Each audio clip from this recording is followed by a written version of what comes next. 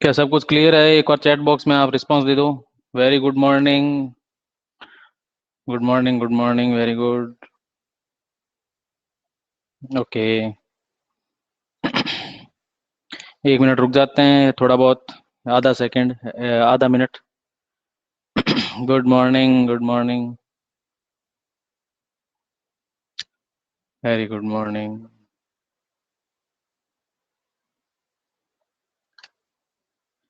विक्रम, विक्रम, मैंने सुना है कि व्हाट्सएप ग्रुप से तू लेफ्ट हो गया।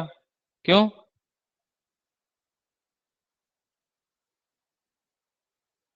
राम प्रसाद। राम राम।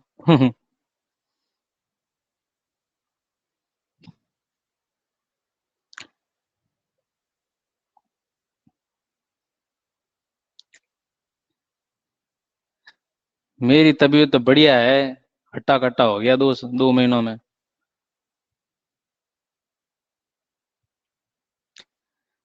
चलो, करते हैं स्टार्ट। अपन इलेक्ट्रोकेमिकल सेल में डेनियल सेल यानी कि वोल्टेज सेल, जिसकी कंडीशन आपको मैंने बता दी थी, वहां तक अपन ने पढ़ लिया था। फिर नेक्स्ट अपन ने उसके अंदर एक चीज ऐड की थी जिसको अपन बोलते हैं सॉल्ट ब्रिज। अब सॉल्ट ब्रिज का क्या फंक्शन है वो आप थोड़ा सा यहाँ पे देखो। Salt bridge. अब देखो सॉल्ट ब्रिज था क्या, उसके बारे में थोड़ा सा देखो कि सॉल्ट ब्रिज का मेन वर्क क्या होता है और उसके अंदर क्या ऐसा फिल किया जाता है जिससे कि वो टोटल कंप्लीट कर देता है सर्किट को, है ना। तो देखो सॉल्ट ब्रिज एक यू टाइप की एक ऐसे ट्यूब होती है, ठीक है ना। अब इसके अंदर क्या होता है, एक मीडियम होता है, एगार एगार मीडियम, एगार एगार मीडियम। अब ये एगार मीडियम क्या होता है, ये अपने को जितना ज्यादा कुछ ध्यान रखने की जरूरत नहीं है। ये सेमी सॉलिड टाइप का एक सॉल्यूशन होता है, ना तो ज्यादा सॉलिड होता है ना इसकी विस्कोसिटी लिक्विड टाइप की होती है। ये सेमी सॉलिड टाइप का एक मीडियम प्रोवाइड करता है। इसके अंदर क्या करते हैं, KCl या KNO3, वैसे तो अमोनियम के भी कुछ सॉल्ट होते हैं लेकिन आप इतना इन दोनों का ध्यान रखो। इन दोनों में से कोई भी एक जो आपका सॉल्ट है वो इसकी एगार मीडियम के अंदर मिला के इस यू ट्यूब के अंदर भर दिया जाता है, जिससे एक तरफ कैथोडिक पार्ट के अंदर ये थोड़ा डिप रहता है और एक तरफ एनोडिक पार्ट के अंदर ये डिप रहता है। अब ये KCl या KNO3 दोनों नहीं डालते हैं, दोनों में से कोई भी एक उसके अंदर आप ऐड कर दो। तो ये KCl और KNO3 क्या करते हैं, ये दोनों के दोनों जो आपके हाफ सेल हैं उनको कनेक्ट काम करने का काम करते हैं। यानी कि इनका जो मेन वर्क है वो मेन वर्क देख लो आप, मेन वर्क क्या क्या है इनका, to complete circuit, to complete circuit. यानी कि सर्किट को कंप्लीट करने का काम करते हैं, ठीक है ना। सेकंड वर्क इसका क्या है कि ये इलेक्ट्रिक न्यूट्रलिटी को मेंटेन करने का काम करता है। इलेक्ट्रिक न्यूट्रलिटी का मतलब क्या है कि अगर आपने इधर की तरफ देखा होगा कि सॉल्यूशन के अंदर यहाँ की तरफ अगर जब अपन फिल करते थे तो सॉल्यूशन के अंदर आपने देखा होगा जिंक 2+ की कंसंट्रेशन इंक्रीज हो रही थी, और इधर का जो कैथोडिक पार्ट था उसके अंदर आपने देखा होगा कि कॉपर 2+ की कंसंट्रेशन इंक्रीज हो रही थी। नहीं ऐसे किसकी कंसंट्रेशन इंक्रीज हो रही थी, सल्फेट की, किसकी, SO4 2- की कंसंट्रेशन इंक्रीज हो रही है। जिनकी कंसंट्रेशन इंक्रीज होती है, हाँ हाँ, very good Dikshit, very good. अब देखो थोड़ा ध्यान रखो, पढ़ने में ध्यान दो थोड़ा। जो जिंक 2+ की कंसंट्रेशन जो इंक्रीज हो रही है वो इलेक्ट्रिक न्यूट्रलिटी को क्या कर रहा है, मिसबैलेंस कर रहा है। अगर आपके किसी एक पर्टिकुलर आयन की कंसंट्रेशन इंक्रीज हो जाएगी तो इलेक्ट्रिक न्यूट्रलिटी होगी वो मिसबैलेंस होगी। तो ये उस इलेक्ट्रिक न्यूट्रलिटी को एक हद तक कोशिश करता है मेंटेन करने की। मतलब ये जो जिंक 2+ आयन है इसकी कंसंट्रेशन को वापस डिक्रीज करने की कोशिश करता है। कैसे करता है कि सोल्यूशन के अंदर जो भी जिंक है और इसके अंदर आपने मान लो KCl भर दिया, तो KCl में से जो Cl- के जो आयन होंगे वो Cl- के आयन धीमे धीमे धीमे धीमे बाहर निकल जाएंगे और इस जो एनोडिक कंटेनर के अंदर आ जाएंगे। वैसे के वैसे KCl का जो पॉजिटिव पार्ट है K+K+K+, ये बाहर निकल जाएगा। यानी कि ये K+ क्या करेगा, इस सल्फेट आयन को न्यूट्रल करने का काम करेगा। यानी कि आप ऐसे बोल सकते हो कि जो एनोडिक पार्ट है उसके अंदर जो जिंक 2+ की कंसंट्रेशन है उसको कम करने के लिए ये ZnCl2 का फॉर्मेशन करता रहता है। वैसे के वैसे एनोडिक पार्ट के अंदर ये K2SO4 का फॉर्मेशन करता है। एक हद तक कर देता है, इससे ज्यादा ये नहीं कर पाता है क्योंकि इसकी कंसंट्रेशन फिक्स होती है। इसकी कंसंट्रेशन को अपन बढ़ाते तो है नहीं बार बार। तो ये एक हद तक क्या करता है, इन सल्फेट आयन की कंसंट्रेशन जो बढ़ रही है उसको वापस डिक्रीज करने के लिए इधर से पॉजिटिव चार्ज को इधर की तरफ मूव होता है, क्योंकि अट्रैक्शन होता है पॉजिटिव और नेगेटिव में। तो इधर की तरफ नेगेटिव चार्ज मूव करता है, तो इधर की तरफ ZnCl2 का फॉर्मेशन होना शुरू हो जाता है सॉल्यूशन के अंदर, और इधर की तरफ सल्फेट आयन होते हैं, उनकी कंसंट्रेशन जो इंक्रीज हुई हुई रहती है वो भी धीमे धीमे कम होना शुरू हो जाती है। यानी कि एक हद तक ये इलेक्ट्रिक न्यूट्रलिटी, इसको आप बोल सकते हो to maintain electric neutrality, to maintain electric neutrality in to maintain electric neutrality in cell. यानी कि सेल में एक हद तक यह क्या करता है, थोड़े बहुत इलेक्ट्रिक न्यूट्रलिटी को मेंटेन करने का काम करता है। थर्ड इसके अंदर, या ये मेन तो दो ही वर्क हैं इसके, बाकी इसके अंदर ज्यादा आप चाहो तो मैं थोड़ा बहुत एक चीज और लिखवा देता हूं इसकी, कि बस इतना बहुत है, इतना बहुत, ज्यादा कुछ नहीं ध्यान रखना, वर्क इतना बहुत है। इसके अंदर एक चीज और ध्यान रखना कि इसका एक आपके ड्रॉबैक भी है, या ऐसे मान लो इसका एक एक्सेप्शन मान लीजिए कि KCl का नॉर्मली यूज किया जाता है। अब KCl का ही यूज क्यों किया जाता है, आयनिक सॉल्ट तो बहुत सारे होते हैं, आयनिक सॉल्ट में तो आपके NaCl भी होता है, दूसरे भी काफी सारे सॉल्ट होते हैं। तो लेकिन KCl का यूज इसलिए किया जाता है क्योंकि जो पोटेशियम है और जो आपका क्लोराइड है, इनकी साइज भी बहुत ज्यादा छोटी होती है। अगर आयनिक सॉल्ट की बात करें तो इनकी साइज इतनी ज्यादा बड़ी भी नहीं होती, तो इनका मूवमेंट हाई स्पीड से होता है। अगर इधर की तरफ देखें तो क्लोराइड आयन जल्दी स्पीड से चला जाएगा क्योंकि हल्का होता है, लाइट वेट होता है, और जल्दी से उसकी इलेक्ट्रोनेगेटिविटी भी अच्छी खासी होती है, और इस पॉजिटिव चार्ज वाले पोटेशियम की इलेक्ट्रो पॉजिटिविटी बहुत अच्छी होती है, तो इस और लाइट वेट होता है, तो इसकी जो मूवमेंट की स्पीड है, यानी इसकी जो वेलोसिटी, ये हाँ वेलोसिटी है, वो थोड़ी सी क्या होती है, या स्पीड बोल सकते हैं, वो थोड़ी ज्यादा होती है, तो इलेक्ट्रिक न्यूट्रलिटी को जल्दी से मेंटेन कर लेता है। बाकी इसका कोई इतना ज्यादा अपन ऐसे नहीं बोल सकते कि कोई दूसरा सॉल्ट ले लें, दूसरे सॉल्ट में लेंगे या तो पॉजिटिव आयन या नेगेटिव आयन में से कोई एक ज्यादा हैवी वेट का होगा, उसकी वेलोसिटी या स्पीड थोड़ी कम होगी, तो वो वहां पे ज्यादा अच्छे से वर्क कर नहीं पाएगा। इसलिए आप ऐसा बोल सकते हो कि यहाँ पे अपन पोटेशियम क्लोराइड का सोच समझ के यूज करते हैं, ठीक है ना। मेरी आवाज अटक रही है क्या?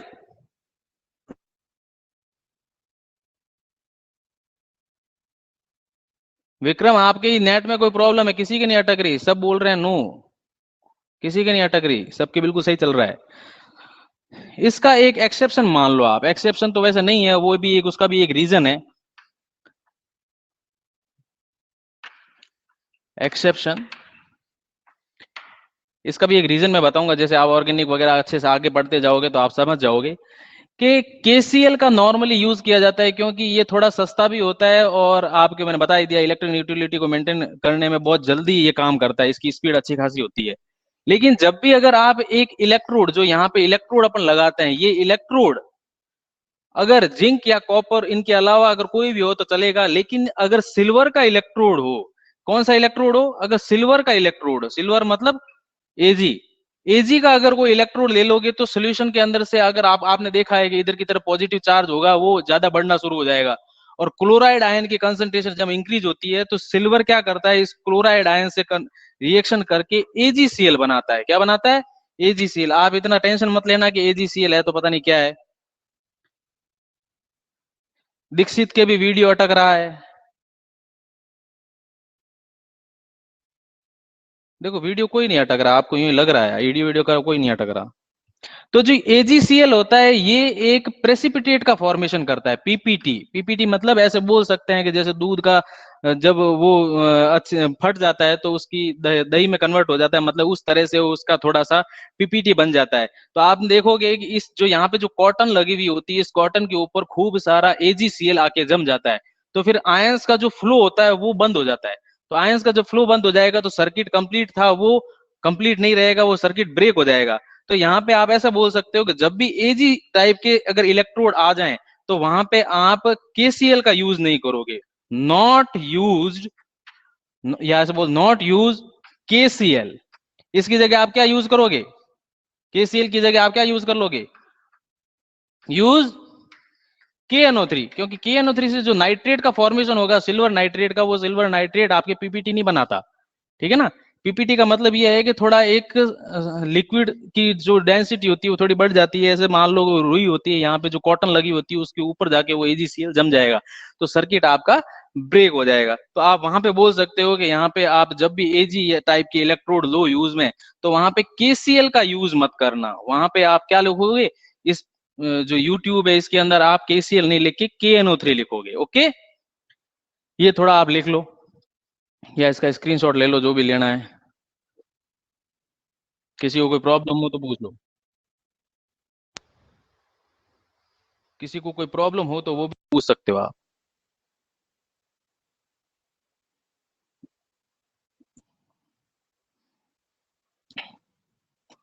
हाँ दीक्षित बोलो।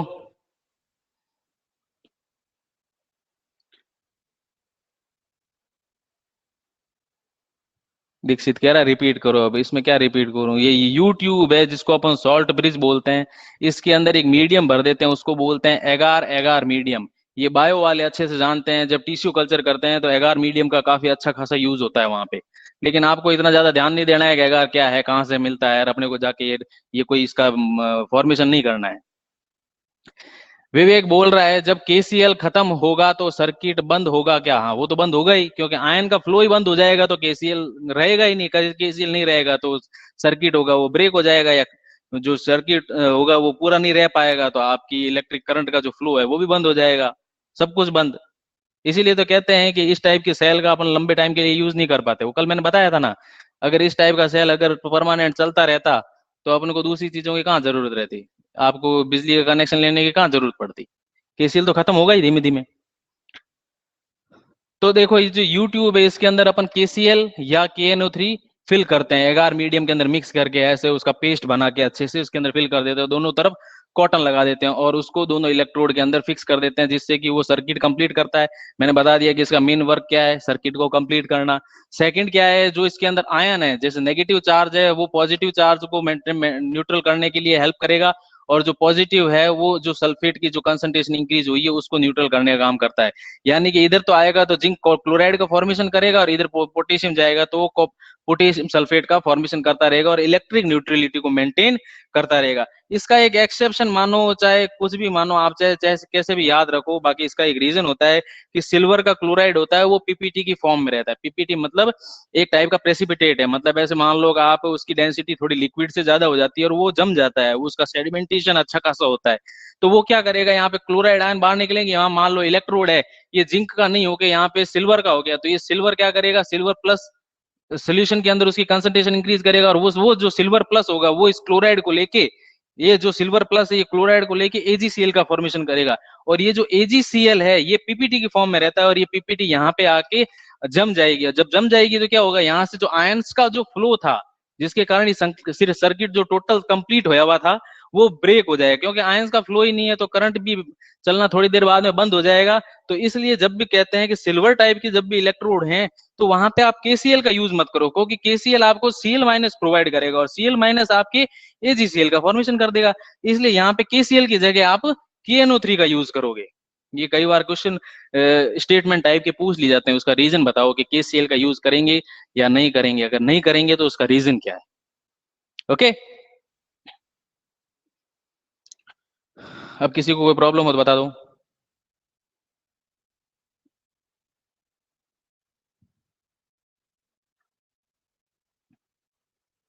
Okay okay okay, very good.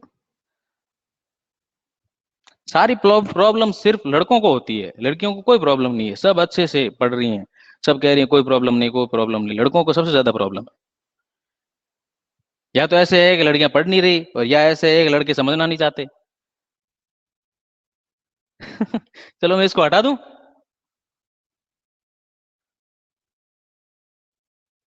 Okay,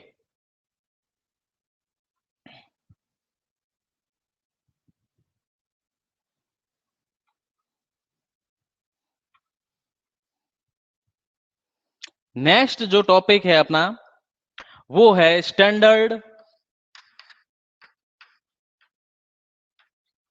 hydrogen electrode.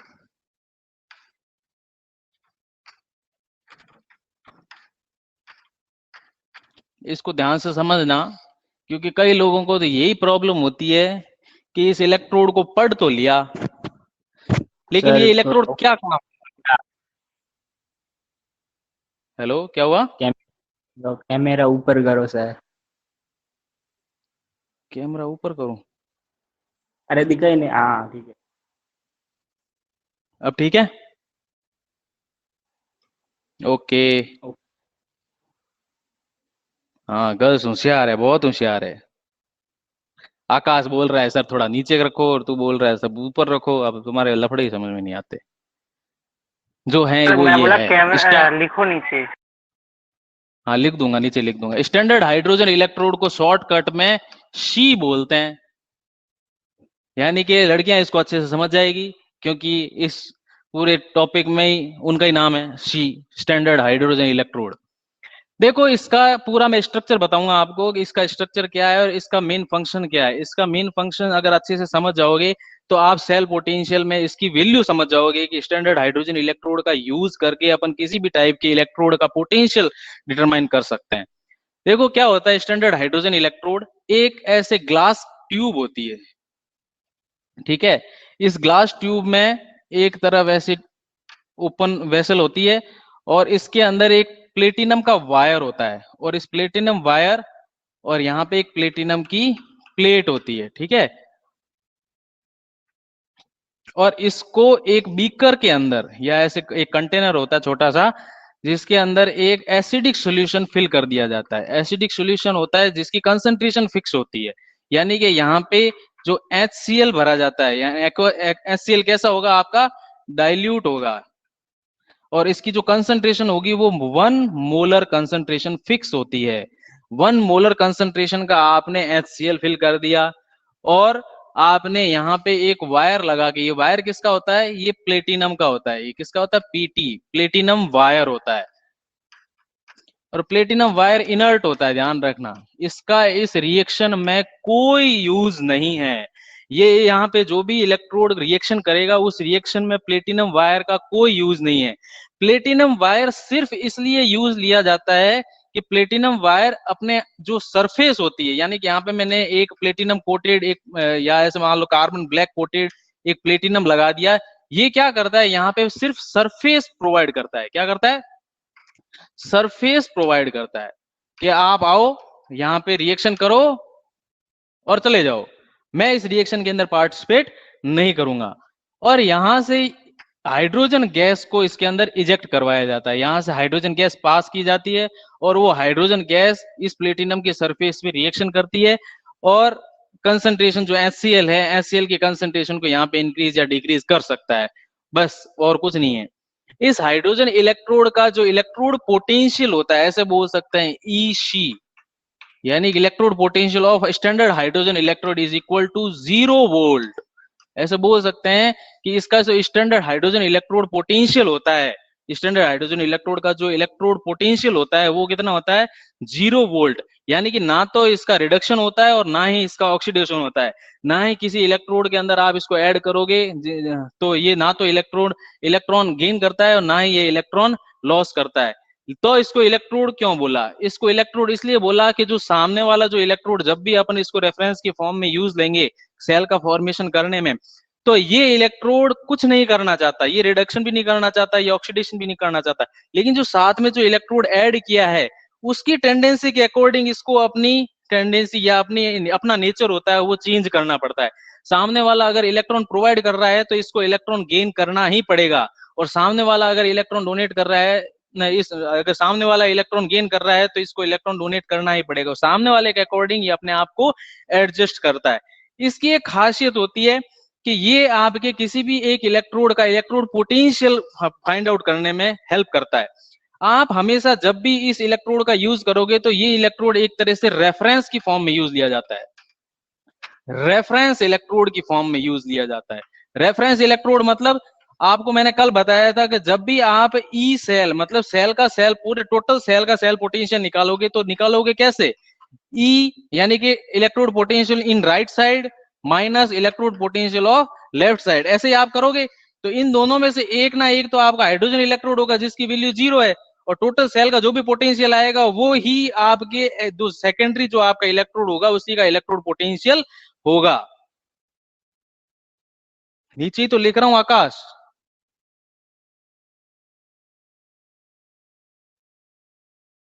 क्या सर दिक्कत है? बिल्कुल पहले बीचों लिखा बीच था में ये, पहले लिखा था सर, पहले। अभी तो सही है ना? Yes sir. तो फिर क्या दिक्कत है? अब रहना तो, जो हो गया पहले का जो हो गया। तो इन दोनों में से जो भी एक इलेक्ट्रोड होगा वो रेफरेंस इलेक्ट्रोड जो अपना हाइड्रोजन इलेक्ट्रोड है ये इलेक्ट्रोड होगा, और उसकी वैल्यू 0 होती है। तो दूसरा बचा हुआ क्या होगा? इन दोनों का माइनस ही तो इसी ई सेल है। मैं एक एग्जांपल करवाता हूं अगर आपको। तो एक तरफ मैं बोलता हूं कि एक तरफ तो आप इस तरह का कोई इलेक्ट्रोड लगाओ और उसको बोलते हैं अपन हाइड्रोजन इलेक्ट्रोड। ठीक है, ये आपका एक प्लेटिनम कार्बन ब्लैक कोटेड आपकी प्लेटिनम प्लेट है, और यहाँ पे आपने ये सोल्यूशन भर दिया 1 मोलर HCl का सॉल्यूशन फिल कर दिया, और यहां से ये वायर जो प्लेटिनम का वायर है, इस वायर को लेके एक दूसरा इलेक्ट्रोड जो अननोन इलेक्ट्रोड है जिसका इलेक्ट्रोड पोटेंशियल आपको कैलकुलेट करना है, यानी कि इसके बारे में आपको मालूम नहीं है कि इस इलेक्ट्रोड का इलेक्ट्रोड पोटेंशियल कितना है, लेकिन आपको ये तो मालूम ही है कि ये जो इलेक्ट्रोड है ये इलेक्ट्रोड किस मेटल का है, ये तो सब कुछ आपको मालूम होगा, लेकिन उसका इलेक्ट्रोड पोटेंशियल क्या है ये आपको मालूम नहीं होगा। तो आप मान लो कि इसका ये जो मेटल है ये है कॉपर मेटल का मेटल इलेक्ट्रोड, और इसके अंदर जो सोल्यूशन फिल किया गया है वो कॉपर 2+ का सोल्यूशन, यानी कैसे बोल सकते हैं कॉपर सल्फेट का सोल्यूशन। तो आपको अगर मालूम नहीं है कि कॉपर का इलेक्ट्रोड पोटेंशियल क्या है, तो आप इस स्टैंडर्ड हाइड्रोजन इलेक्ट्रोड को उस कॉपर वाले के साथ में ऐड कर दो, तो आपको इस कॉपर का जो इलेक्ट्रोड पोटेंशियल होगा वो यहाँ पे गैल्वेनोमीटर या जो भी होगा वो आपको बता देगा कि इसका इलेक्ट्रोड पोटेंशियल क्या है। मान लो टोटल सेल का, जब इस सेल को आपने यूट्यूब लगा के आपने इस सेल को जब कंप्लीट किया होगा, तो उस सेल का जो कंप्लीट सेल का जो पोटेंशियल आया होगा तो वो कितना आया होगा? मान लो मैंने यहाँ पे बता दिया कि E cell is equal to 0.34 volt. मान लो इस टोटल सेल का जब भी आपने सर्किट कंप्लीट किया और आपने उसको कैलकुलेट किया तो उसका वैल्यू कितनी आ गई? ई सेल मतलब टोटल सेल का इलेक्ट्रोड, टोटल सेल का सेल पोटेंशियल आ गया 0.34 वोल्ट। अब मैं कहता हूं कि मेरे को तो सिर्फ इस सेल का पोटेंशियल बताओ, मेरे को तो इस टोटल सेल से कोई लेना देना नहीं है, कि मेरे को सिर्फ कॉपर का इलेक्ट्रोड पोटेंशियल बताओ, मेरे को टोटल सेल से कोई मतलब नहीं है, वो तो आपने बता दिया। तो आपके पास में एक सीधा सीधा फॉर्मूला है, E cell is equal to E right minus E left. आप ऐसे बोल सकते हो ना? तो आपको मालूम है कि राइट हैंड साइड के अंदर क्या है आपका? कॉपर। इसका तो इलेक्ट्रोड पोटेंशियल आपको कैलकुलेट करना है, और लेफ्ट हैंड साइड में कौन है आपका? हाइड्रोजन। तो इसका इलेक्ट्रोड पोटेंशियल तो आपको मालूम है 0। तो दोनों का आपको कितना दे रखा है? 0.34। तो आप बता दो ई आर कितना होगा? Electrode potential of in electrode potential of right side, यानी ई आर इसका क्या हो जाएगा? यानी कि ई कॉपर अपन बोल सकते हैं, ई आर का मतलब क्या है? ई कॉपर इज इक्वल टू क्या हो जाएगा? यही तो है 0.34। यानी कि जो टोटल सेल का जो पोटेंशियल है, अगर हाइड्रोजन इलेक्ट्रोड को अगर रेफरेंस की फॉर्म में यूज लोगे तो उसका इलेक्ट्रोड पोटेंशियल टोटल इलेक्ट्रोड का पोटेंशियल ही होता है। ओके, ये कुछ समझ में आया? वंस मोर, चलो वंस मोर देख लेते हैं वापस। आपको टोटल सेल का कभी भी एक पोटेंशियल दे देगी, एक सेल आपको पकड़ा दिया और आपको बोला कि इस सेल का जो सेल पोटेंशियल है वो आपके XYZ कुछ भी है, तो आपको बताओ कि पर्टिकुलर हाफ सेल का इलेक्ट्रोड पोटेंशियल क्या होगा। तो आप उस हाफ सेल का इलेक्ट्रोड पोटेंशियल कैलकुलेट करने के लिए उसको रेफरेंस के फॉर्म में स्टैंडर्ड हाइड्रोजन इलेक्ट्रोड से ऐड अटैच करके यूट्यूब डाल के उसका पूरा कंप्लीट सर्किट करके आप उसकी कैलकुलेशन करोगे, तो आपको यहाँ पे जो मीटर होगा वो आपको स्टैंडर्ड जो नहीं टोटल सेल का जो सेल पोटेंशियल होगा वो प्रोवाइड कर देगा। वो मान लो यहाँ पे याद नहीं करना है आपको, वो आपको प्रोवाइड किया कितना इस मीटर ने? 0.34 वोल्ट। लेकिन ये तो पूरा टोटल सेल का पोटेंशियल है, लेकिन मेरे को सेल पोटेंशियल सिर्फ किसका निकालना है? इस हाफ इलेक्ट्रोड का। इसका तो मेरे को मालूम है 0 होता है, क्या निकालना? इस हाफ इलेक्ट्रोड का पोटेंशियल क्या है? तो अपने पास फॉर्मूला होता है E cell is equal to E right minus E left. तो राइट हैंड साइड का आपको कैलकुलेट करना है, और लेफ्ट हैंड साइड के इलेक्ट्रोड पोटेंशियल 0 होता है, और टोटल आपको कितना दे रखा है? 0.34। तो कॉपर वाला जो राइट हैंड साइड वाला है उसी का पोटेंशियल क्या होता है? 0.34। सर ज्यादा नीचे हो गया, दिख ही नहीं रहा।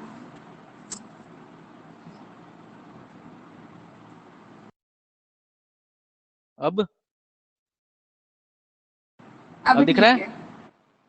है। हाँ, यस सर।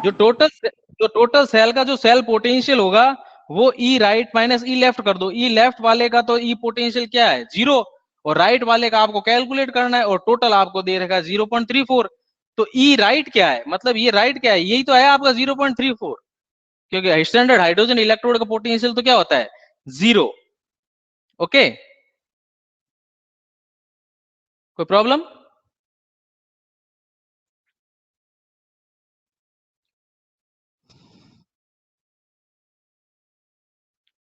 कोई प्रॉब्लम नहीं है तो मैं ऊपर वाला हटा दूं?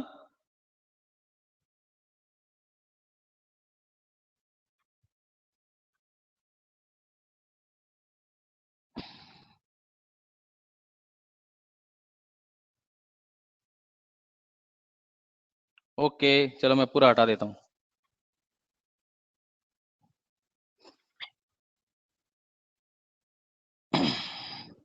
अब देखो एक छोटी सी जनरल चीज, जब भी आप कोई सेल का सेल पोटेंशियल कैलकुलेट करते हो with reference of standard hydrogen electrode, तो आप देखोगे कि उसका सेल का पोटेंशियल कभी तो पॉजिटिव में आएगा और कभी नेगेटिव में आएगा। तो आपको कैसे पता पड़ेगा कि ये इसका ऑक्सीडेशन हो रहा है या इसका रिडक्शन? तो हमेशा एक चीज फिक्स रखना कि जो स्टैंडर्ड हाइड्रोजन इलेक्ट्रोड है, जो स्टैंडर्ड हाइड्रोजन इलेक्ट्रोड है उसको हमेशा आप लेफ्ट साइड की तरफ आप रखोगे। उसको किस साइड में रखोगे, हमेशा लेफ्ट साइड में। और इसको वायर से अटैच करके एक कंटेनर में जो दूसरा इलेक्ट्रोड है उसका इलेक्ट्रोलाइट फिल करके आप इस पूरे सर्किट को कंप्लीट करोगे विथ यू ट्यूब, यानी कि आपके जो सॉल्ट ब्रिज है उससे कंप्लीट करके आप पूरा सर्किट कंप्लीट कर लोगे। तो जब भी इसका पोटेंशियल यानी कि ई सेल की वैल्यू अगर जब भी पॉजिटिव आए, क्या आ जाए, जब भी पॉजिटिव आए, मतलब ई राइट माइनस ई लेफ्ट की वैल्यू जब भी पॉजिटिव आ रही है, तो इसका मतलब जो भी आपका इलेक्ट्रोड है, जो भी आपका अननोन इलेक्ट्रोड है, क्या है, अननोन इलेक्ट्रोड है, उसका क्या हो रहा है, हमेशा रिडक्शन हो रहा है। ये ध्यान रखना आप, क्योंकि अगर इसका पॉजिटिव इलेक्ट्रोड पोटेंशियल है तो ये हमेशा क्या करेगा, उस इलेक्ट्रॉन को गेन करने की टेंडेंसी रखेगा। और जब भी ई सेल की वैल्यू जब भी नेगेटिव आए, यानी कि इस रेफरेंस वाले इलेक्ट्रोड को हमेशा लेफ्ट रखना है, और इधर की तरफ जो राइट है, राइट माइनस लेफ्ट जब भी करो और उसकी वैल्यू अगर नेगेटिव में आ जाए, तो जो भी आपका अननोन इलेक्ट्रोड होगा उस अननोन इलेक्ट्रोड का हमेशा क्या होगा, आपके ऑक्सीडेशन। यानी कि आप जब भी रेफरेंस इलेक्ट्रोड का यूज करोगे और सेल पोटेंशियल की वैल्यू का सिर्फ साइन आप देख लो, तो आपको मालूम पड़ जाएगा कि उसका हाइड्रोजन इलेक्ट्रोड की कंपेरेटिवली जो रिडक्शन पोटेंशियल है वो आपका कम है या ज्यादा। जब भी इसकी वैल्यू पॉजिटिव आएगी तो इसका रिडक्शन होगा, और इसका जो रिडक्शन पोटेंशियल होगा, यानी कि इसके इलेक्ट्रॉन गेन करने की टेंडेंसी होगी, रिडक्शन पोटेंशियल, वो क्या होगा, हाई। वो हमेशा क्या होगा, हाई। उसका रिडक्शन पोटेंशियल क्या होगा, हमेशा हाई। और जब भी अननोन इलेक्ट्रोड जो ऑक्सीडेशन हो रहा है उसका रिडक्शन पोटेंशियल हमेशा क्या होगा, रिडक्शन पोटेंशियल लो होगा। उसका रिडक्शन पोटेंशियल क्या होगा, लो। यानी कि ऐसा बोल सकते हो, जब मैंने एक दिन बताया था आपको, जब भी रिडक्शन पोटेंशियल की वैल्यू पॉजिटिव में आ रही है तो इसका मतलब उसकी इलेक्ट्रॉन गेन करने की टेंडेंसी मैक्सिमम है, और जब भी उसकी रिडक्शन पोटेंशियल की वैल्यू नेगेटिव में आ रही है तो मतलब उसके इलेक्ट्रॉन का लॉस करने की टेंडेंसी ज्यादा है। तो आपको मैं ऐसे बोल सकता हूं कि जब भी आप कोई भी इलेक्ट्रोकेमिकल सीरीज देखें तो उसमें जो भी आप दो एलिमेंट देख रहे हैं जिनके इलेक्ट्रोड की रिएक्शन को आप अच्छे से मतलब फाइंड आउट करने की कोशिश करते हैं कि किसका इलेक्ट्रोड पोटेंशियल ज्यादा है और किसका इलेक्ट्रोड पोटेंशियल कम है, तो उसको देख करके उसकी वैल्यू का पॉजिटिव और नेगेटिव साइन देख कर आप बता सकते हो कि कौन सा इलेक्ट्रोड कैथोड की तरह बिहेव करेगा और कौन सा इलेक्ट्रोड नेगेटिव इलेक्ट्रोड की तरह बिहेव करेगा। अगर मैं यहाँ पे एक छोटा सा एग्जाम्पल बताता हूँ कि अगर आपने स्टैंडर्ड, मैं सिर्फ एक सिंपल लाइन करके बताता हूँ, यहाँ पे मैंने स्टैंडर्ड हाइड्रोजन इलेक्ट्रोड को एक दूसरे इलेक्ट्रोड जिसको अपन बोल रहे हैं जिंक, अगर जैसे जिंक से ऐड करता हूं तो इसका इलेक्ट्रोड पोटेंशियल ई सेल हमेशा क्या आएगा, माइनस में 0.76 वोल्ट। इसका इलेक्ट्रोड पोटेंशियल क्या आएगा, माइनस में। इसका मतलब ये जिंक क्या है, इसका रिडक्शन पोटेंशियल कम है, हाइड्रोजन से भी कम है, मतलब हाइड्रोजन का तो 0 होता है, इसका 0 से भी कम है। ओके, और अगर मैं इस स्टैंडर्ड हाइड्रोजन इलेक्ट्रोड को, अगर इस स्टैंडर्ड हाइड्रोजन इलेक्ट्रोड को मैं एक ऐसे इलेक्ट्रोड से ऐड कर दूं जिसको अपन बोलते हैं कॉपर, तो इसका जो ई सेल आता है वो ई सेल क्या आता है, पॉजिटिव में आता है। कितना आता है, पॉजिटिव में, पॉजिटिव में 0.34। इसका मतलब जो ये आपका कॉपर इलेक्ट्रोड है, इसका इलेक्ट्रोड पोटेंशियल हाइड्रोजन से ज्यादा है। आप बोल सकते हो कि अगर आपको इलेक्ट्रोड जिंक और कॉपर अलग अलग दे दिए जाएं तो आप बता सकते हो कि जिंक का इलेक्ट्रोड पोटेंशियल नेगेटिव है तो इसका ऑक्सीडेशन होगा, कॉपर का इलेक्ट्रोड पोटेंशियल पॉजिटिव में है तो इसका रिडक्शन होगा। अब इन दोनों सेल को जब भी आप ऐड करोगे तो आप देखोगे कि जिंक से हमेशा इलेक्ट्रॉनों का लॉस होगा और कॉपर से आपके इलेक्ट्रॉन हमेशा क्या किए जाएंगे, गेन किए जाएंगे।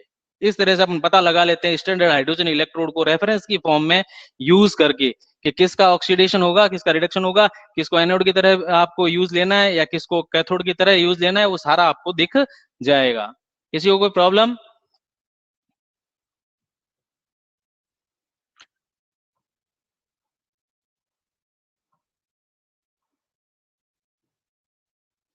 चलो, दीक्षित को कोई प्रॉब्लम नहीं है तो शायद ही किसी को कोई प्रॉब्लम हो।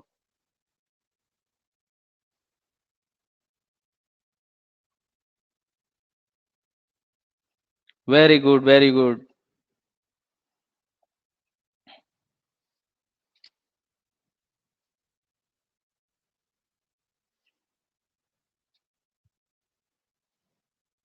चलो आगे करा दूं।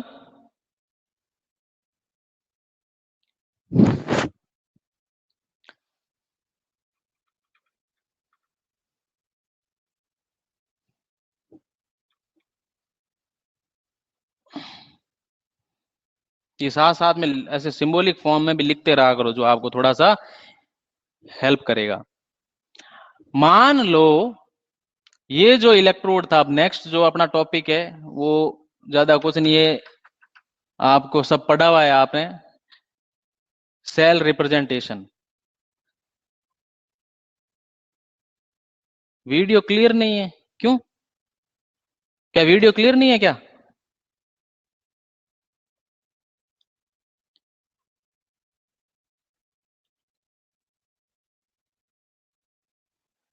अरे यार, जिसके भी देखो, किसी के कोई प्रॉब्लम नहीं है, कोई सब कुछ क्लियर है, आपके नेटवर्क में प्रॉब्लम होगी। देखो, अरे स्कूल में तो यहाँ पे अच्छा खासा हाई स्पीड का इंटरनेट दिया है, अब जो भी प्रॉब्लम होगी वो आपके ही होगी, यहाँ से कोई प्रॉब्लम नहीं होगी। तो देखो, अगर इसका सेल रिप्रेजेंटेशन मैं बोलूं आपको, अगर मैं ऐसे ही बोलूं कि इसका जो सेल या सेल रिएक्शन की बात करूं, अगर मैं यहाँ पे सेल रिएक्शन की कोई बात करूं तो आप यहाँ पे जो इलेक्ट्रोड ले रहे हो ये कॉपर का ले रहे हो, क्या ले रहे हो, और जो सोल्यूशन है वो कॉपर सल्फेट का है। कॉपर 2+ की फॉर्म में होता है, सल्फेट 2- की। अपन ने जो सेल रिएक्शन और सेल रिप्रेजेंटेशन पढ़ा था वो यहाँ पे देखेंगे।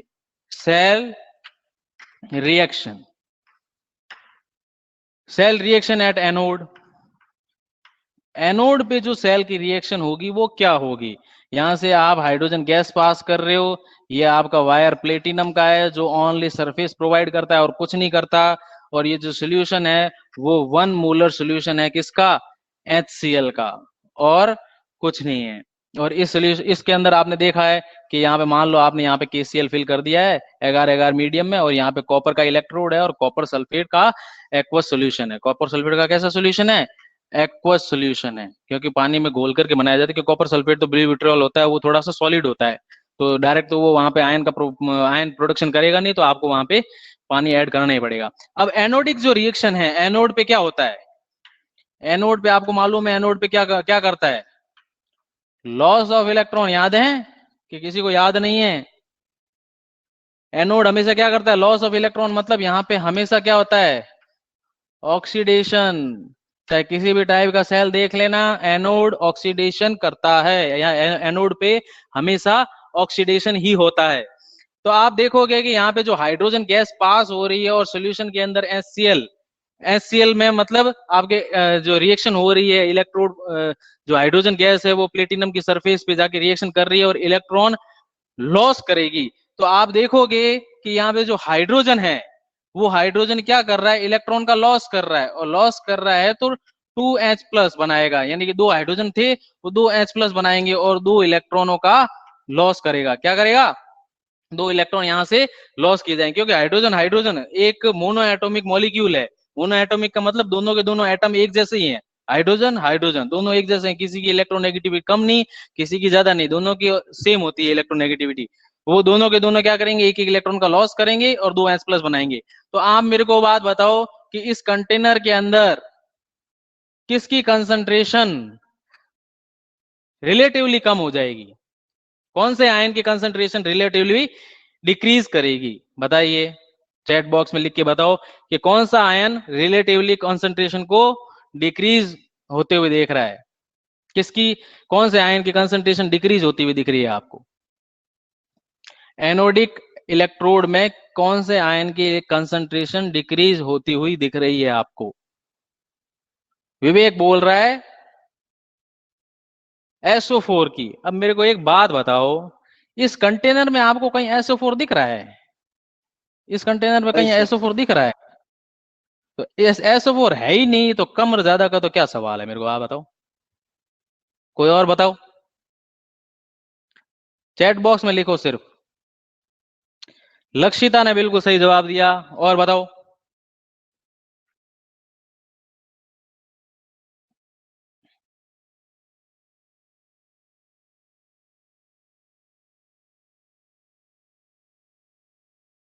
ये ऐसे स्टेटमेंट वाले क्वेश्चन, जो असर्शन रीजन वाले जो क्वेश्चन होते हैं, उनमें इस टाइप के क्वेश्चन पूछे जाते हैं। अगर आपके कंसेप्ट क्लियर नहीं होंगे तो आप नहीं बता पाओगे ऐसे क्वेश्चन। यहाँ पे तुक्के नहीं लगाए जाते। आप ध्यान दो कि इसमें क्या है फिल किया हुआ, आपका HCl है, और HCl आपको क्या प्रोवाइड करता है, H प्लस प्रोवाइड करता है और Cl माइनस प्रोवाइड करता है। लेकिन जब भी एनोड पे रिएक्शन हो रही है तो उस रिएक्शन में क्या हो रहा है, जो भी यहाँ से हाइड्रोजन गैस इसके अंदर पास कर रहे हैं, वो हाइड्रोजन गैस आपके H प्लस की कंसेंट्रेशन को तो बढ़ा रहा है। इसमें जो रिएक्शन हो रही है वो आपके H प्लस की कंसेंट्रेशन की, मतलब इस सोल्यूशन के अंदर H प्लस की कंसेंट्रेशन इंक्रीज होगी और Cl माइनस की रिलेटिवली डिक्रीज हो जाएगी। यानी कंसंट्रेशन किसकी इंक्रीज हो रही है, हाइड्रोजन आयन की, और कंसंट्रेशन कौन से आयन की डिक्रीज हो रही है, तो Cl माइनस आयन की कंसंट्रेशन डिक्रीज हो रही है। कब, जब आपका इलेक्ट्रोड कॉपर है। अगर यहाँ पे जिंक का इलेक्ट्रोड हो जाएगा तो उल्टा भी हो सकता है, हो सकता है क्या होगा वो बताऊंगा आपको।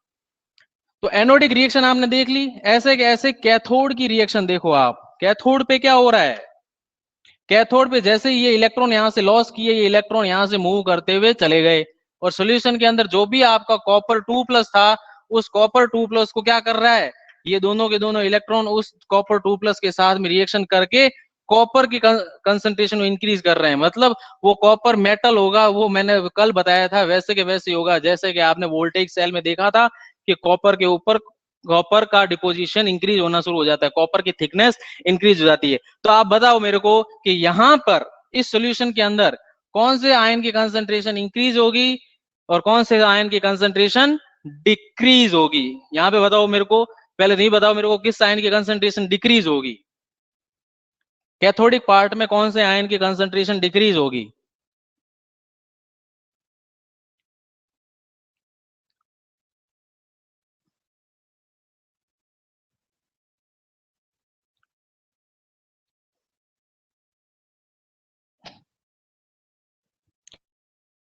सानिया बिल्कुल गलत जवाब। वेरी गुड, मैक छिपा, Lakshita very good very good very good. Vivek, अब की बार विवेक ने बिल्कुल सही जवाब दिया, लॉक किया जाए आपका आंसर। ध्यान दो, सॉल्यूशन के अंदर कॉपर 2 प्लस की कंसंट्रेशन थी, सल्फेट माइनस यानी कि सल्फेट 2 माइनस की कंसंट्रेशन भी थी। जैसे यहां से इलेक्ट्रॉन आए, इन इलेक्ट्रॉन ने क्या किया, इन कॉपर 2 प्लस को लेके यहाँ पे कॉपर के डिपोजिशन की फॉर्म में इसने अपने आप को डिक्रीज कर लिया। मतलब सोल्यूशन के अंदर जो भी कॉपर 2 प्लस था वो तो यहाँ पे आके डिपोजिट होना शुरू हो गया ना कॉपर की फॉर्म में, तो सोल्यूशन के अंदर तो कॉपर 2 प्लस कम हो गया।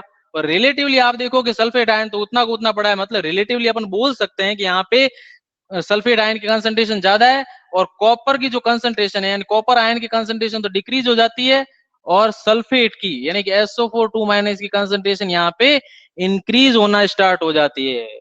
ये तो आपको दिख रहा है ना, यहाँ पे जो कॉपर 2 प्लस था वो तो कॉपर में कन्वर्ट हो रहा है। मतलब सोल्यूशन के अंदर तो कॉपर 2 प्लस धीमे धीमे कम होता जाएगा ना, वो कॉपर तो आके इस रॉड के ऊपर यानी कि कॉपर की रॉड के ऊपर आप डिपॉजिट होना शुरू हो जाएगा। तो कॉपर आयन यानी कॉपर 2+ की कंसंट्रेशन तो डिक्रीज ही हो रही है ना। तो आपने ये चीज तो समझ ली। अब देखो net cell reaction, net cell reaction, net cell reaction क्या होगी बताओ।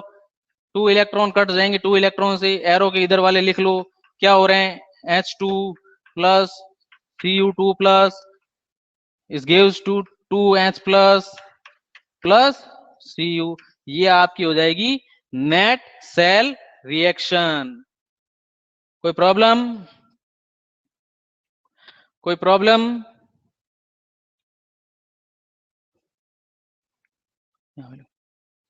यहां पे लिख रहा हूं मैं सेल रिप्रेजेंटेशन, यानी कि अब इस सेल को रिप्रेजेंट कैसे करोगे ये बताओ। सेल रिएक्शन आपने लिख ली, कैथोडिक रिएक्शन लिख ली, एनोडिक रिएक्शन लिख ली, कौन से आयन की कंसंट्रेशन इंक्रीज हो रही है, कौन से आयन की कंसंट्रेशन डिक्रीज हो रही है, ये भी आपको मालूम पड़ गया। अब इस सेल को रिप्रेजेंट कैसे करोगे? तो आपको मैंने कल बताया था कि जो भी आपका आयन जिसमें कन्वर्ट हो रहा है, मतलब H2 किस में कन्वर्ट हो रहा है, H+ में, तो आप ऐसे लिखोगे H2, H2 और H+ ऐसे लिख, चलो ऐसे लिख दो, H2 कन्वर्ट किस में हो रहा है, H+ में, और Cu2+ किस में कन्वर्ट हो रहा है, Cu में। तो आप ऐसे लिख सकते हो Cu2+ कन्वर्ट इनटू Cu, आप ऐसे लिख सकते हो ना। इन दोनों के बीच में यहां पे मैं लगाऊंगा सॉल्ट ब्रिज। समझ में आ गया ना। पहले आप एनोडिक पार्ट पे जो रिएक्शन हो रही है उसको उसी की फॉर्म में लिख दो, लेकिन ध्यान रखना इसके जस्ट लेफ्ट साइड में आप मेटल लिखोगे, उसके भी जस्ट राइट साइड में मेटल लिखोगे। मैंने एक बात बोली थी कि राइट वाले इलेक्ट्रोड के राइट साइड में मेटल होनी चाहिए, लेफ्ट वाले इलेक्ट्रोड के लेफ्ट साइड में मेटल होनी चाहिए।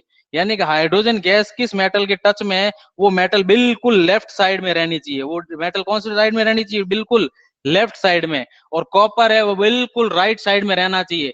और बाकी जितने भी आयोनिक एक्सचेंज हैं वो आपके कहां पे होंगे, बीच में होंगे। ध्यान रखना इस चीज को। ओके, ये हो गया इसका सेल रिप्रेजेंटेशन। ये जो स्लैश है, कई बार यहाँ पे हाइड्रोजन और H+ के बीच में कॉमा भी लगा देते हैं, और आप स्लैश का यूज करो तो कोई गलत नहीं है। लेकिन इतना याद रखना कि इस प्लेटिनम को यहाँ पे मेंशन करना जरूरी है। जो भी इनर्ट इलेक्ट्रोड होते हैं या एक्टिव इलेक्ट्रोड होते हैं उनको मेटल की फॉर्म में लिखना जरूरी होता है।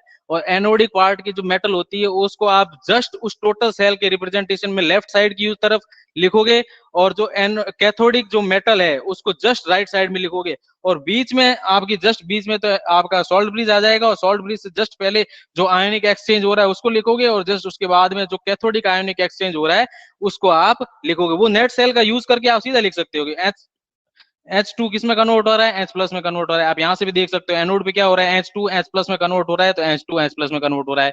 कि कैथोड में कॉपर 2+ कॉपर में कन्वर्ट हो रहा है, कॉपर 2+ कॉपर में कन्वर्ट हो रहा है। तो इसकी तो कॉपर सीधी सीधी आ गई आपकी उस सेल रिएक्शन के अंदर ही आ गई, तो उसका तो आपको टेंशन करने की जरूरत नहीं। लेकिन इधर की तरफ आप उस मेटल को जरूर लिखोगे जो इसमें आपके हाफ सेल के अंदर यूज हुई है, ये ध्यान रखना आप।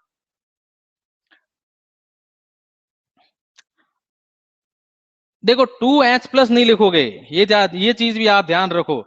कई लोग यहाँ पे देखो इस स्टोइक्योमेट्री यानी कि जो 2 का यूज कर रहे हो, यहाँ पे मैंने 2 का यूज नहीं किया है। यहाँ पे तो इस सेल के अंदर खूब सारे आयंस बनते हैं, यहाँ पे तो मैंने सिर्फ एक हाइड्रोजन मॉलिक्यूल को ब्रेक किया है। तो आप उसकी स्टोइक्योमेट्री का यूज नहीं करोगे, इसके आगे की जो भी नंबर लिखे हुए रहते हैं 2 3 4 5, वो कभी भी यूज नहीं करोगे। यानी कि सिर्फ नॉर्मल जो आयनिक एक्सचेंज हो रहा है वो लिखोगे। उनके चार्ज जरूर लिखने पड़ेंगे, ऐसा नहीं कि यहाँ पे 2H+ लिखो। 2H+ नहीं लिखना है यहाँ पे सिर्फ H+ लिखना है। 2 3 4 इसका यूज नहीं करोगे। ओके विवेक?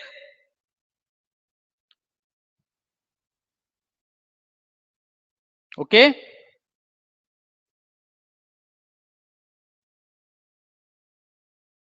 ओके, चलो हटा दूं इसको।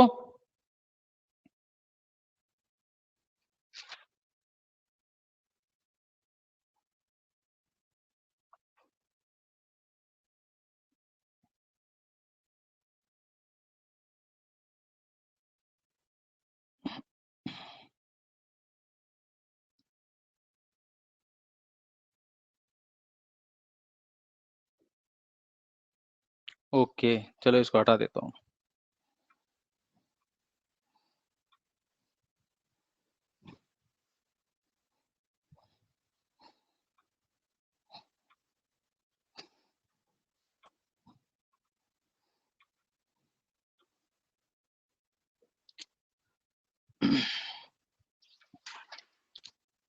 एक क्वेश्चन देता हूं आपको, अगर कोई इस क्वेश्चन को बता पाए तो बहुत बढ़िया।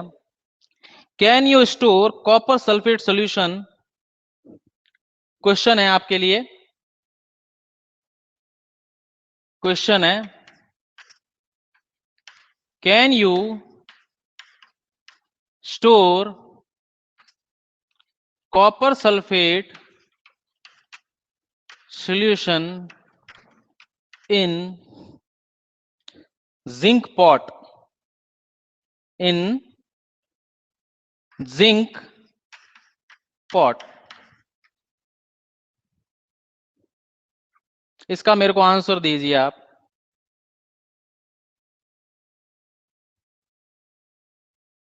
विवेक बोल रहा है नो। नो मतलब समझ में नहीं आया है या इस क्वेश्चन का आंसर दे रहे हो?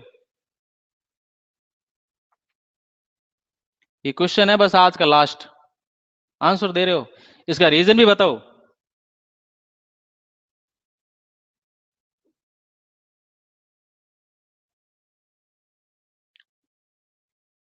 आपके पास है 1 मिनट।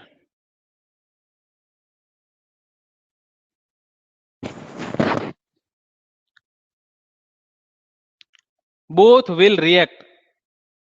अब रिएक्ट करेंगे तो क्या हुआ? जिंक इज मोर रिएक्टिव, ऐसा तो नहीं बोल सकते। रिएक्टिव तो दोनों ही हैं।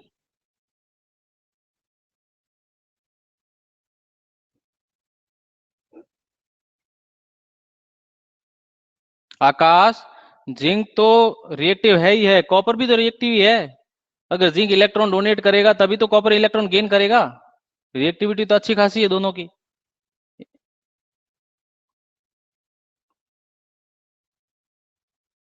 रखने का कोई मना थोड़ी ना है, आप भले ही रखो ना, लेकिन कुछ ना कुछ यहाँ पे ऐसा होता है जिसके कारण अपन रखने का मना करते हैं।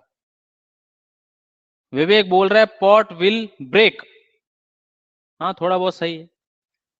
देखो ध्यान दो, आपने देखा था कि जब भी आप सेल का फॉर्मेशन कर रहे थे, आपने जो डेनियल सेल देखा था, या उसको वोल्टेज सेल की फॉर्म में भी आप पढ़ लो, जिसकी कंसंट्रेशन, उसका टेम्परेचर, उसका पोटेंशियल डिफरेंस फिक्स किया था, तो उसको अपन ने क्या बोल दिया था? वोल्टेज सेल या galvanic cell.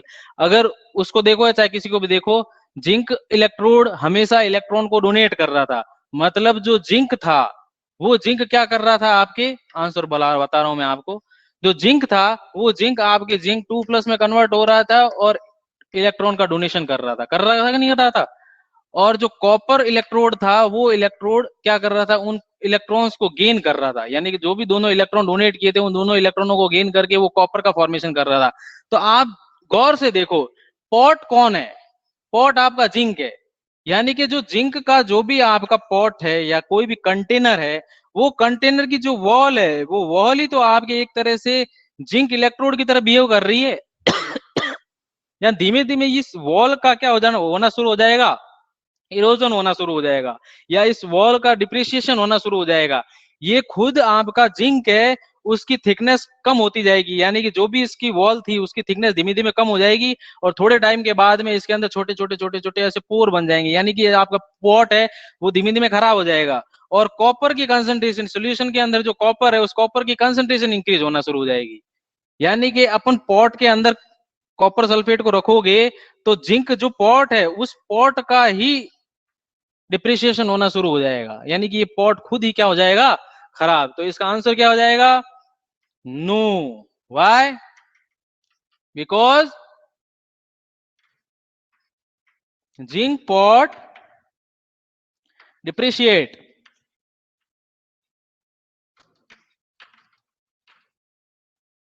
and react with copper 2+ ion of copper sulfate। और आप बोल सकते हो डिप्रिशिएट का मतलब, यहां पे मैं बोल रहा हूं कि यहाँ पे तो जिंक है, वो जिंक किसकी फॉर्म में काम करना शुरू कर देगा? यहाँ पे जिंक एक ऑक्सीडाइजिंग, या जिंक का क्या होना शुरू हो जाएगा? यहाँ पे ऑक्सीडेशन। जिंक यहाँ पे ऑक्सीडेशन शो करना शुरू कर देगा। जो ऑक्सीडेशन शो करते हैं वो इलेक्ट्रॉन का लॉस करते हैं, और जो भी इलेक्ट्रॉन का लॉस करते हैं, धीमे धीमे उनकी जो थिकनेस होती है, उनकी जो थिकनेस होती है वो थिकनेस क्या होनी शुरू हो जाएगी, डिक्रीज होनी शुरू हो जाएगी। तो ये जो पॉट होगा आपका, वो पॉट क्या होना शुरू हो जाएगा धीमे धीमे। ऐसे बोल सकते हो आप कि यहाँ पे ये पॉट होगा वो ब्रेक हो जाएगा, ऐसा बोल सकते हो। Pot will be break, pot will break, ठीक है ना। यानी कि ऐसे जो क्वेश्चन होते हैं इनको आप याद नहीं करोगे, इनको आपको समझना है कि कौन सी रिएक्शन होगी, कौन इलेक्ट्रॉन डोनेट करेगा, किसका डिप्रिसिएशन होगा, किसका नहीं होगा। अगर मैं इसका जस्ट उल्टा दे दूं आपको तो, अगर चलो टाइम हो रहा है क्या आपके?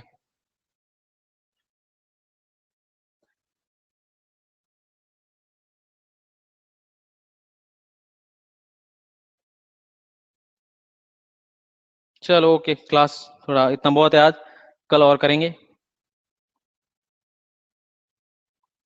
कोई प्रॉब्लम है किसी को तो बता दो। अगर किसी के पास बुक नहीं है तो बुक की टेंशन अभी मत करो। एक बार आप सर से बात कर लो बुक्स के लिए। अगर बुक्स हैं तो आपको दे देंगे, आप ले लो। नहीं तो एक बार मैं लिखवा रहा हूँ, वैसे आप लिखते जाओ, आपका काम चल जाएगा, आपको कोई दिक्कत नहीं आएगी।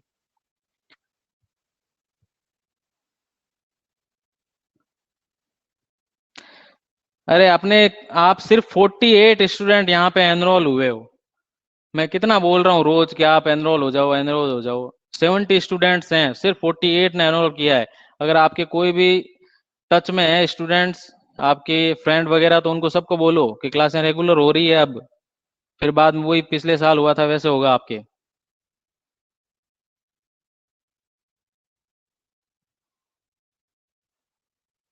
चलो कर दें एंड।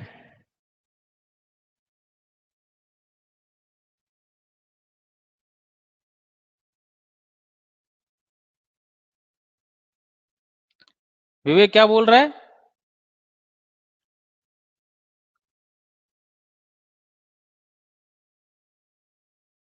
विवेक क्या बोल रहा है? ज्वाइन खा लो 20 कारे। सर खाली 20 ज्वाइन करते हैं, 20 स्टूडेंट। ज्वाइन तो 16-17 ही करते हैं, 20 ही कहाँ करते हैं। एनरोल तो खूब होते हैं लेकिन ज्वाइन नहीं करते। फिर बाद में पूरे साल भर हमको कहते हैं कि सर ये नहीं हुआ, वो नहीं हुआ। कैसे नहीं हुआ? आप कुछ करते ही नहीं हो।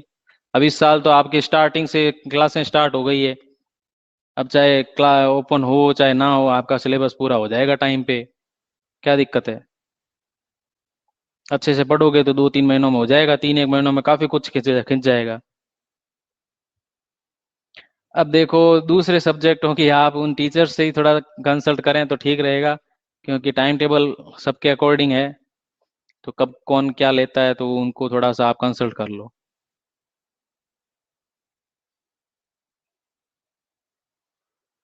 अब देखो स्कूल कब ओपन होगी ये तो कोई नहीं जानता।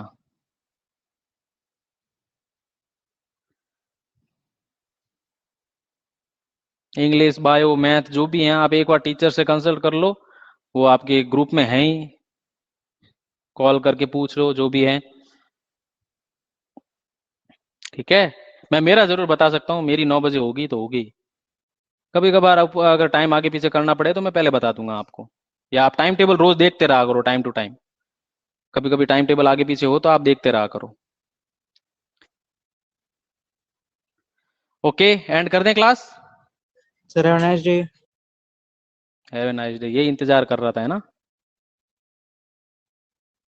Yes okay, sir. Bye bye.